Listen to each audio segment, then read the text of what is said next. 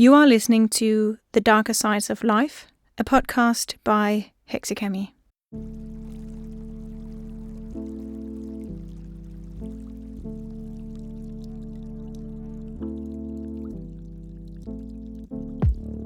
Welcome to The Darker Sides of Life. I'm your host Camilla. You may also know me from my Instagram, which is at hexekami. But no matter the case, I'm here for you to share the darker sides of life and tell you that if you are currently in a darker place, you're not alone. I've been there too. I know how it feels. I'm here to help with what I can, which is my story. Today I'll talk about losing oneself. In this case, therefore, about losing myself. Maybe you can recognize some things from your life. Maybe you cannot recognize anything, which is also okay. I'm not here to compare, as you know if you've listened to previous episodes, where I've introduced my scale of grief. What I hope, though, is that you can listen to my story and know that you're not alone. I want to start by telling you about a dream my grandmother had sometime in the 1960s. She told me this dream when I was very young, and because the whole experience for her had been so vivid, it was vivid for me too. And sometimes I think the dream was mine, that I was her that night, and she was me, that she is me. Ah yes, losing oneself is a tricky subject. So let's hear her dream. I will tell it as she told me. I was sleeping like I used to, alone, in my bedroom, next to my husband's bedroom, and underneath the boys' bedroom. But then I woke up, and I saw that it wasn't day. Nor was it night. Only grey everywhere, and I felt the fog from the outside had crept into my house and created a veil around me of thick cotton-like velvet that I had to swim into to get out of. So I stood up and realized that I was gone. That I need to find myself before I could go back to sleep. That if I didn't find myself, I would never wake up. So I went to the hallway where I could either go up or go down. Up to the boys who were sleeping sound in their beds, or down to the library and laundry room. I chose neither. Continued to the living room where the dog looked up in utter confusion from his bed and watched me as I frantically started lifting the chairs, moving the cushions, looking underneath the tablecloth to find myself. Where had I gone? I went to the garden and felt the cold of night creep into my bones, not really sure if it was safe to be out there. Could I have run away from this house? Was I still here? I checked the garden, looked in every flower bed, and went into the greenhouse and whispered my name. Could I have turned myself into a plant? Was I not what I had been just yesterday? The door came out to me and we both went inside. Then I returned to the hallway, and just as I was giving up, I caught a glimpse of myself in the large mirror hanging there on the wall. And then the fog was no more. The grey had left, and I could feel the sunshine from outside starting to find its way into my house. I had found myself. There I was, in the mirror, in myself. I remember looking at that mirror and seeing myself in it every time I was visiting my grandma. And after she told me this dream, it was like I was not only seeing myself, but also her, winking at me, sort of saying, "I'm still here, and so are you." And that made me feel very secure and very safe. I've always had this dream in the back of my mind when I have felt unsure of myself. Somehow the story of it just resonates so very well with me that sometimes we get lost, and when that happens, there's no other way for us than to go looking for ourselves. I think I've personally lost myself many times. With my troubled background, anything else would have been odd, I think. The loss can come in many shapes and forms, and I think that no matter how they present themselves, it's key to take them and it seriously. I suspect that wandering too long without oneself can be somewhat damaging, and I think that the more one ignores the fact that there's something wrong, the more difficult it will be to untangle oneself from the issues at hand. There is one time in my life that strikes me as being the time when I felt the most lost, and where the process of losing myself was so abrupt that it took me a long time to realize just how lost I was. I want to preface this story by saying that this time of my life was one of the hardest, if not the hardest for me. And so I want to say thank you to my husband for helping me through it. I hope that if you are experiencing something similar, that you have people around you who you can ask for help. I know that the very thought of reaching out to others can be overwhelming, and it's also very intimidating, but I also believe that we are conditioned as humans to be social individuals who thrive and succeed with the help from others. If you do not have any friends or family members you feel comfortable reaching out to for help, I will suggest looking into therapy. And when that is said, I want to emphasize that to me, and from my own experience, therapy is key in getting better and finding oneself again. Truly, I would not be here in the way that I am without therapy. I know therapy is pricey, and money is always a factor in these matters, so if that is an issue for you, I will suggest checking out if there are any options for you to get financial help with that. I know, for example, that here in Denmark, where I am, you can go to your doctor and via that get help financially for your therapy sessions. Now on to my story. Before I share what it was like to lose myself, I want to make sure that it's clear that this story is my experience. It's from my life, and I am very well and healthy now. If I wasn't well and healthy, I would not be able to make this podcast, and it is because I am where I am that I'm doing this. I hope you can get some support in just listening to another human's experience, because I know from first hand how isolating the darker sides of life are, and I want to make sure you know that you are not alone. Okay, on to my story. In 2016, my grandmother Lily died. If you have listened to my previous episodes, you may have heard me mentioning that she basically raised me after my mum passed, and I also at one point stated that she and I are soulmates. But I want to share a bit more about her and my connection to her. Lily was born in 1923 into a family of 4. She had her parents and an older brother called Frode, and they lived in a town in Denmark that was big enough to have a cathedral, but still small enough to be a place of gossip, especially in the 1930s and 40s. Lily was a cute little girl from what I can tell of pictures of her. She had blonde, bouncy hair and kind eyes, and every photo of her from her childhood and youth was kept safe in files all her life, because I think that they served as a sort of testimony to the fact that she had done nothing wrong in her childhood, and that the way her mother treated her was not her fault. My great-grandmother, so that's Lily's mum, did not like Lily. She was on the other hand very infatuated by her son, my grandma's older brother Frode, whom she would get gifts for and praise to everyone willing to listen. From the stories my grandma has told me, and she has told me all of them, I can gather that Frode wasn't the brightest of kids.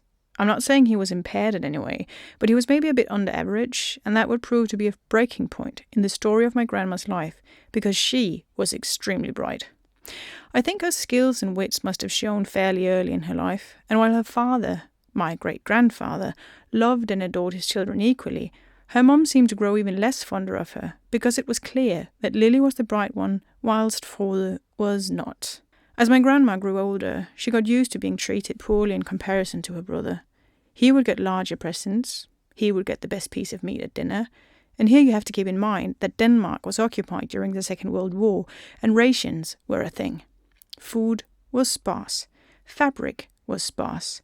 Life was obviously very different and way more difficult than what it had been before, and still during that time, Frode would get all the good stuff, whilst my grandmother would get none. In the beginning of the 40s, Lily met the man who would eventually be her husband and also my grandfather, and whilst I myself have positive memories about him and love him very much, I cannot say the same for her. Their marriage was basically a convenient one. My grandfather was not faithful at all, and my grandmother realized this a few months after they got married, but she stayed with him because, as she has told me so many times, leaving him would mean she would have to move back home with her parents, and she didn't want to be with her mother any longer. So she stayed in a miserable marriage in which she produced 4 sons, one of those being my dad. And whilst there is so much more to her story, I will stop here and turn the focus towards myself. I think because of the way my grandma was raised, with a mother who didn't love or want her, she related to me. When my mother died, I was left with my father, and even though it took me 10 years to tell my grandmother the truth about her son, I think she deep down somehow always knew that life with him was not easy, just like hers hadn't been easy with her mum. So right from the get-go, we connected.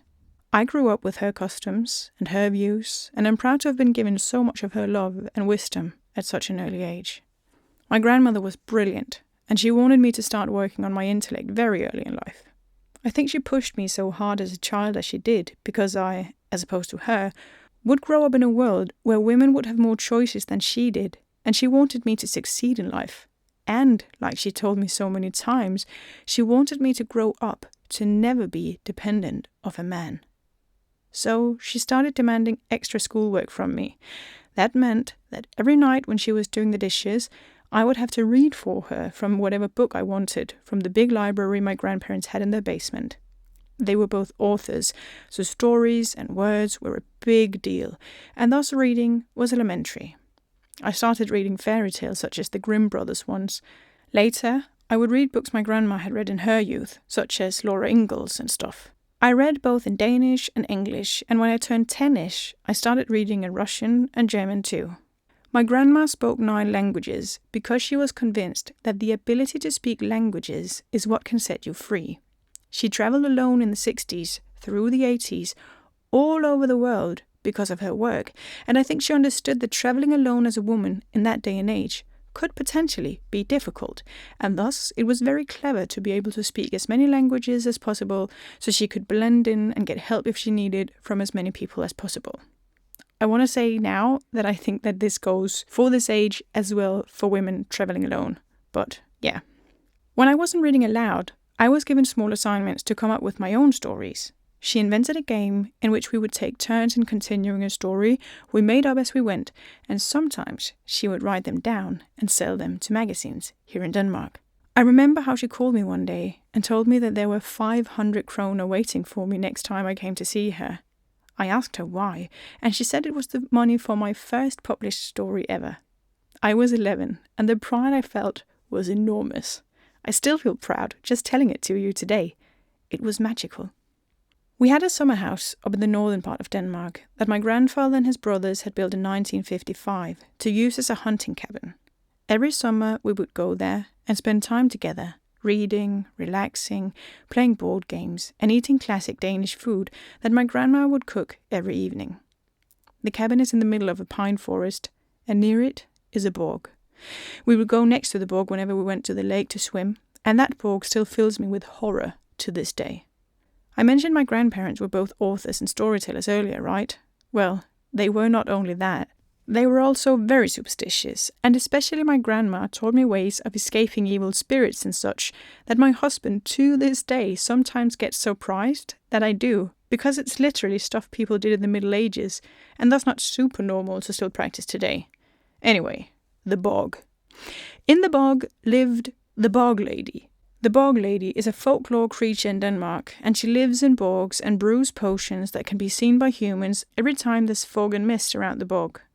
The bog lady is not a nice creature. She despises humans, especially children, and so my grandmother would tell me just before I went to sleep at night that I had to remember not to go to the bog alone. If I wake up during the night to beautiful songs coming from that direction, I were to immediately cover my ears and go to sleep again, because it was the bog lady who was lulling me to her place to kill me and brew potions from my bones. Can you imagine the absolute horror I felt at night if I woke up? Keep in mind I was 5 when she told me the story the first time, and the details of her cruel ways would just pile on as I grew older. Now I'm 29, and when I pass a bog to this day, I walk as quickly as possible, not looking in the direction of it. No way. Growing up with my grandma was like growing up with magic and light. Her words and voice were like music to me, and as I grew older, we grew more and more close, and eventually we were like one. At one point, we decided to cut ourselves in halves and give the one to the other so that we would forever be together. When I was around 12, I realized that it was impossible for her to be with me in life until I was old. Even though this had until then been totally possible in my mind, we were one after all. So I asked her what we could do. How could we solve this conundrum? And then we made a plan. Basically, she promised me that when she turned 100, she would stop aging and not die until I was 100 too. And then, when we were both 100 years old, we would decide to die at the same time knowing that we had ordered a house to be built in the afterlife for the both of us. We spent months building and decorating that house. We hired a butler to take care of it until we would join him, and decided that when we eventually would die, and thus move in, the butler could stay and we would build a separate wing for him to live in. And then we would still have him around to serve us and make us food, since neither of us wanted to cook any more than we had done in our lives. But as much as it may seem ridiculous to you that this promise she made seemed realistic to me, even though I was 12, I have to tell you, it really did. I believed her, and I somehow in my heart continued to do so up until the day she died. Was she 100? No. Was I? Definitely not. She was only 92. I was only 23. And she just died, breaking the one thing she had promised me, and I cannot describe to you how angry I felt, how betrayed. During her last days, she drifted into delirium and believed that her food was poisoned. No one was allowed to feed her, no one except me. So I sat next to her, feeding her yogurt, trying to get to reach her and tell her she and I had a deal, and what she was doing currently was unacceptable, and that I wouldn't have it. But I couldn't get through to her. She had checked out, and I had to watch her do it, even though it broke me in a way I have never been broken before.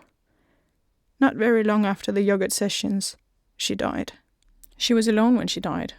I know she did this because she couldn't die next to me.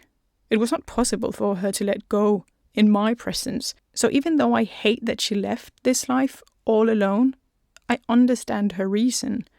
I don't condone it, but I understand it. But after she died, I felt like I died too. I was too. Dead, that is. And I had no idea what to do now. So I went into a place in myself to try and keep myself safe. But whilst that place in many ways kept me safe at the time, it also prevented me from doing anything else. So I was basically frozen.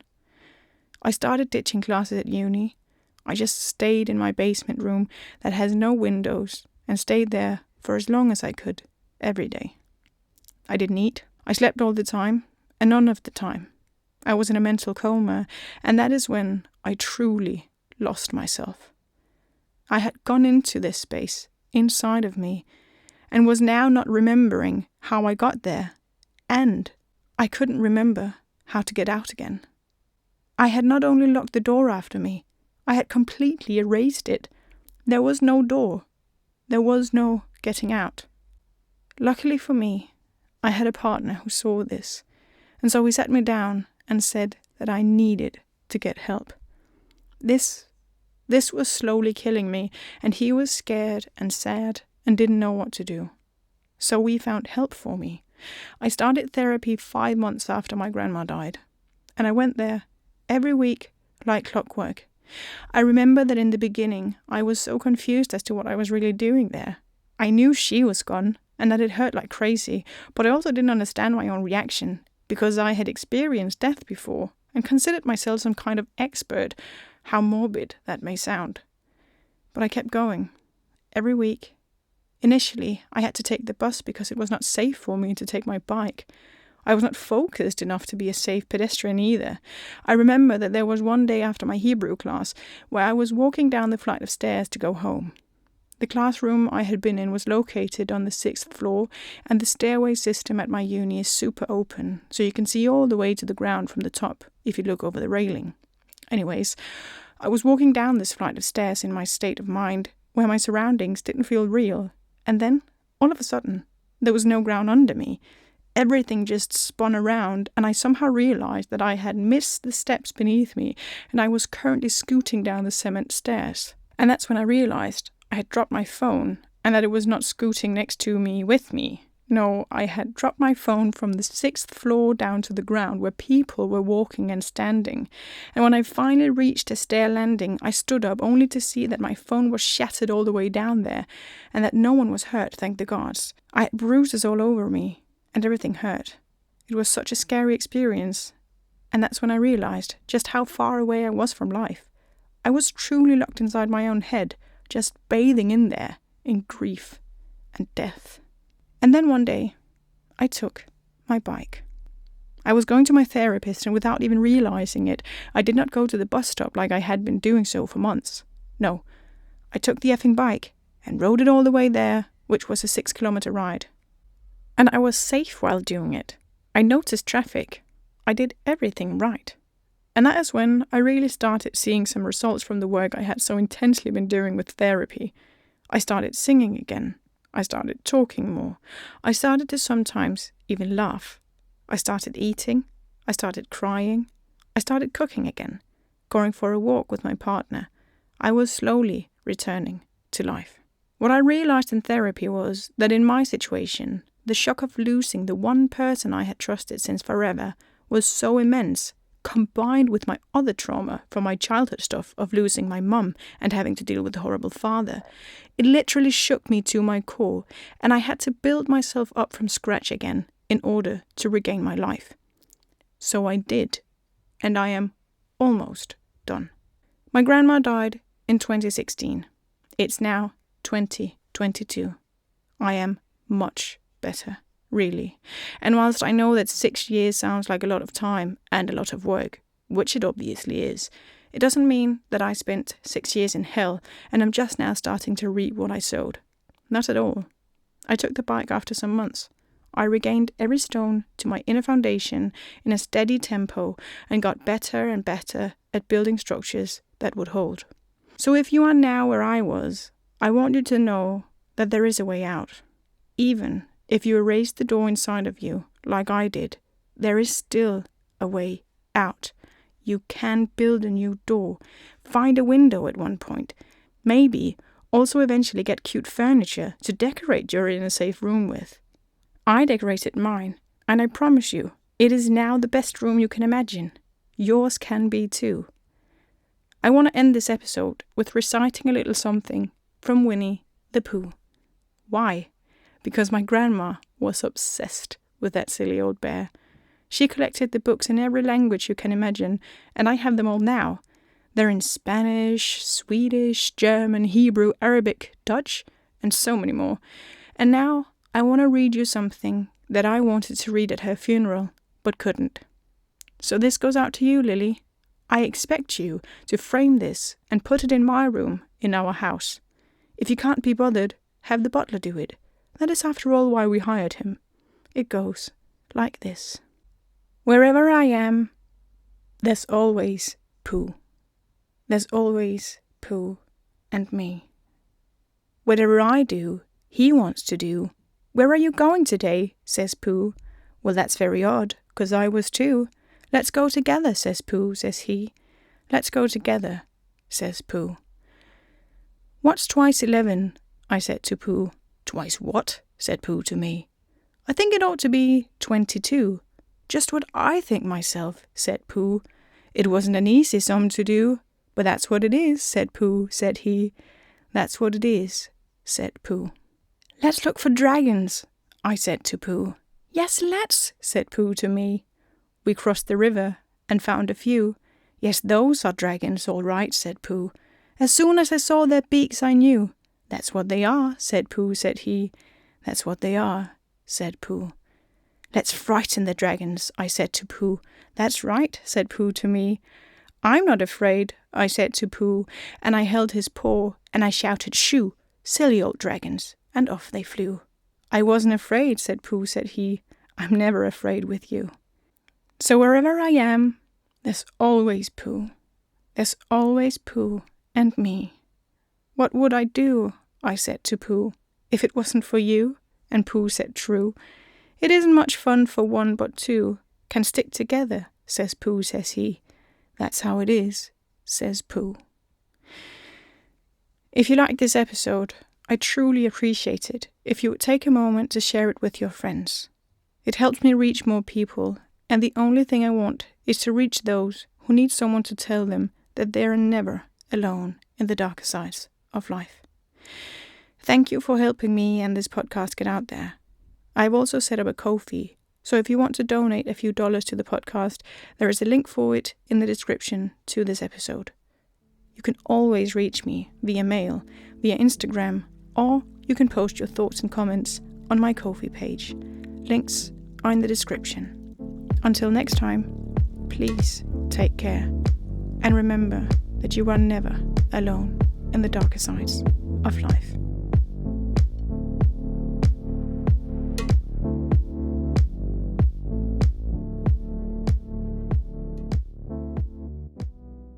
You've been listening to The Darker Sides of Life, a podcast by Hexekami.